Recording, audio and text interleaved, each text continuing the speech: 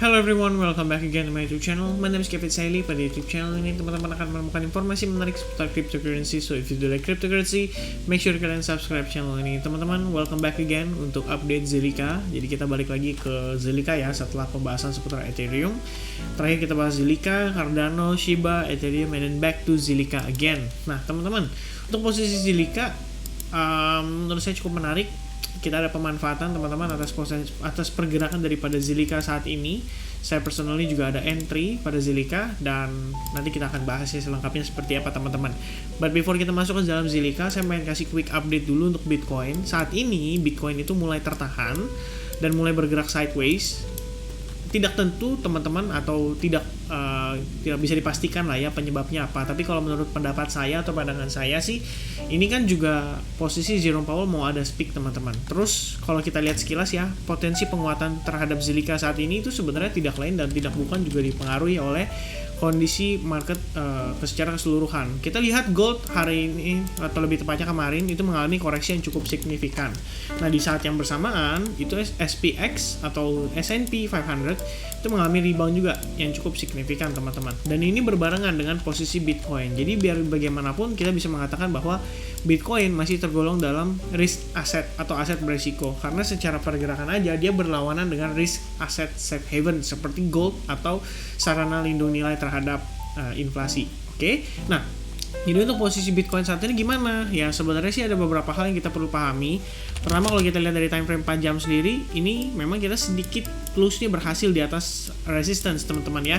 Cuman dalam 18 menit ini akan menjadi penentuan juga untuk pergerakan Bitcoin. Apakah dia akan close back di bawah resistance-nya atau supportnya atau dia masih bisa maintain gitu. Karena so far saya ngelihat tail candle yang ada pada time frame hourly terutama 1 jam ini menurut saya kurang begitu menarik dan menurut saya bisa memberikan pengaruh yang tidak begitu bagus untuk pergerakan si Bitcoin saat ini. Dan tentu saja apakah bisa mempengaruhi pergerakan altcoin secara keseluruhan itu sudah pasti ya. Ada kemungkinan altcoin akan keseret dan ketarik lagi kalau misalkan si Bitcoin akhirnya memasuki fase koreksinya lagi yang lebih dalam. Maybe teman-teman kita ngetes dulu terhadap level key support terakhir di $40.000. Jadi itu adalah satu yang perlu diwaspadai.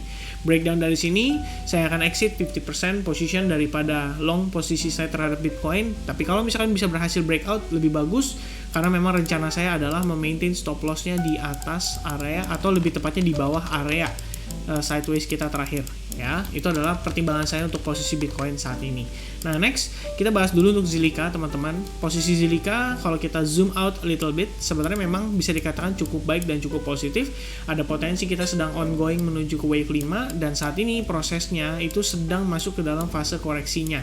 Seperti yang udah kita bahas di beberapa hari lalu, intinya Zilliqa itu berada di fase koreksi. Jadi tinggal menunggu waktu saja sampai dia bisa bergerak impulsif lagi dan meneruskan tren sebelumnya, which means tren sebelumnya adalah bullish teman-teman.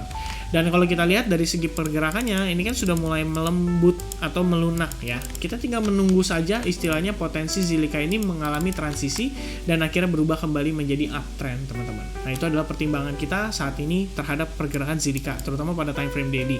Beberapa yang menurut saya cukup menarik untuk dilihat adalah pertama teman-teman, pergerakan pada tanggal 18 April pada saat close candle itu menunjukkan adanya semacam hammer pattern ya teman-teman. Kalau kita bisa bilang ini bullish hammer pattern, lalu dikonfirmasi dengan next candle-nya atau next day-nya dengan green candle, dimana posisinya seperti kita sedang mengengulf ya, atau kita bisa bilang ini juga sebagai bullish engulfing lah terhadap pergerakan time frame daily. Dan tentu saja hari ini itu adalah reaksi atau reaksi dari pergerakan atau close candle sehari sebelumnya, dimana sebelumnya sempat impulsif dan akhirnya ya seperti yang kita lihat teman-teman berhasil menguat ya. Nah lalu teman-teman kalau kita lihat dari time frame hourly-nya sendiri, ada beberapa hal yang akan saya share ke teman-teman. Pertama, reason saya kenapa melakukan entry terhadap Zilliqa atau long entry terhadap Zilliqa. Waktu lalu kita udah sempat bahas teman-teman pada time frame hourly-nya, dimana terlihat kita bergerak di dalam sebuah chart pattern yang dinamakan dengan descending broadening wedge pattern. Nah, descending broadening wedge pattern sendiri memang secara pattern itu lebih ke arah yang sifatnya kita bisa bilang bullish ya teman-teman. Bisa berupa bullish continuation, bisa juga berupa bullish reversal pattern. So far kalau misalnya terbentuk descending broadening wedge pattern, secara pergerakan sih lebih condong ke arah bullish atau breakoutnya ya lebih ke arah atas teman-teman. Dan descending broadening wedge pattern sendiri ini adalah pattern yang saya bisa bilang ya sebenarnya bilateral ya, tergantung balik lagi di mana dia breakdown. Dan kalau kita lihat saat ini posisi kita sudah mulai menunjukkan indikasi breakout ya. Kalau misalkan pada chart di sini, pada teorinya di sini menjelaskan ketika kita berhasil breakout ini sebenarnya adalah entry point dan price objektifnya itu bisa diukur dengan pergerakan sebelumnya teman-teman atau panjang sebelumnya ya, which means ya kalau misalkan di sini ya kira-kira begini ya kita tinggal geser teman-teman, maka ada potensi kita bisa naik sampai $0,2. Maybe berlebihan kalau saya berkata seperti itu teman-teman. Dan ada metode pengukuran lainnya dari descending broadening wedge pattern, yaitu menggunakan badan daripada si dia punya ini teman-teman. Kita bisa bilang apa ini namanya? Badan daripada si descending broadening wedge-nya sendiri. Jadi kalau misalkan secara teori maybe ya lebih kayak gini ya teman-teman. Mungkin langsung aja lah ya daripada saya cari teorinya. Nanti text time banget ya. Intinya gini teman-teman, kalau kita ngelihat dia panjang badannya ya, kita ambil yang ini aja yang cukup valid teman-teman, dari lowest ke highest-nya. Nah pada saat dia breakout, maka potential target berdasarkan descending broadening wedge pattern itu adalah di kisaran 0,1342, dan di sini kita mendapati area confluence of resistance, which means make sense kalau misalkan nantinya Zilliqa bisa naik sampai ke level tersebut.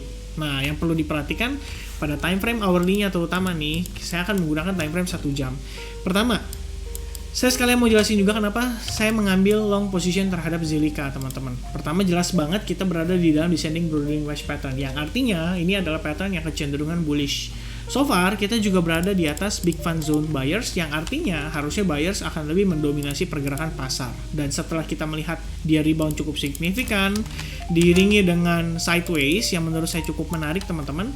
Kemarin itu saya sempat share juga melalui grup advance ya, posisi waktu sebelum breakout. Jadi memang saya mengatakan di sini ada indikasi atau potensi buy on breakout dengan catatan dia harus sideways dulu ya. Setelah dia terjadi sideways, itu artinya teman-teman kita mendapati konfirmasi atas potensi dia meneruskan pergerakannya dan mendapati informasi bahwa ini adalah potensi higher low-nya kita teman-teman, ibaratnya begitu.